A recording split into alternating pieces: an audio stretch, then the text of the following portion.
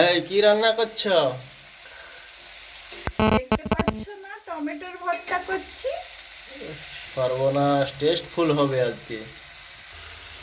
টমেটোগুলো দুই ভাগ করে কেটে নেবেন, নিয়ে এভাবে তেল, সামান্য পরিমাণ তেল দিবেন, তেল দিয়ে চুলায় ভাজতে দেবেন। ভাজা হয়ে যাওয়ার পরে বাদ বাকিটা ভাজা হোক, তারপর দেখাচ্ছি। চুলোর আঁচটা মিডিয়াম আঁচ রাখবেন, না হলে পুড়ে যাবে, সিদ্ধ হবে না।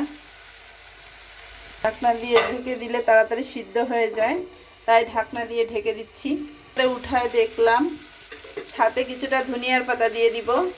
শীতের সময় ধনিয়ার পাতা না দিলে তরকারি স্বাদ হোক, ভর্তা হোক, যাই হোক, ভালোই লাগে না।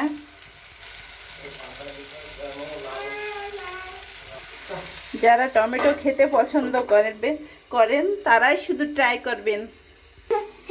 যে মরিচ ভেজে উঠায় রাখছি, এগুলো শিলপাটায় বেটে নেব। এগুলো দিয়ে ভর্তা করব। শুকনো মরিচ দিয়ে ভর্তা করলে বেশি টেস্ট লাগে, এই জন্য শুকনো মরিচ দিয়ে ভর্তা করব। সাথে কিছুটা লবণ দিয়ে দিব। লবণ দিয়ে এইবার দেব বাটা।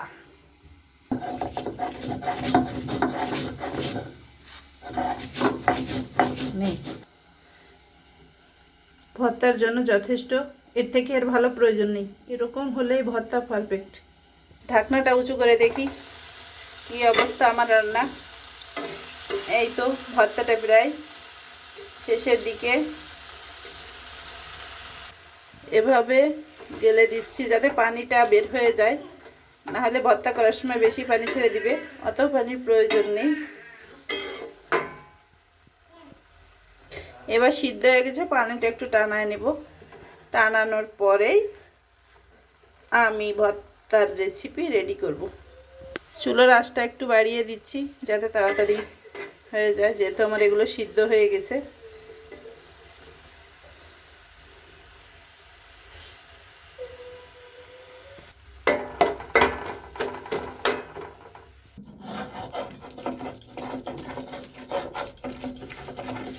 এবার বেটে নিচ্ছি। শিলপাটায় বাটলে মিহি বাটা হবে, সুন্দর হবে ভর্তাটা, এই জন্য বেটে নিচ্ছি। হাত দিয়েও করা যায়, যার যার পছন্দ হাত দিয়েও করে নিতে পারেন। আমি হাত দিয়ে করি না, আমার হাত জ্বলে, এই জন্য শিলপাটায় বাটতেছি। গরম তো হাত দেওয়া সম্ভব না। ভাই রে ভাই, এত স্বাদ হয়েছে, বিশ্বাস করেন। গোশ, মাছ, যতই যা কিছু থাকুক না কেন, টমেটোর ভর্তা হলে আপনি এক প্লেটের জায়গায় 3 প্লেট ভাত খেয়ে নেবেন অনায়াসে।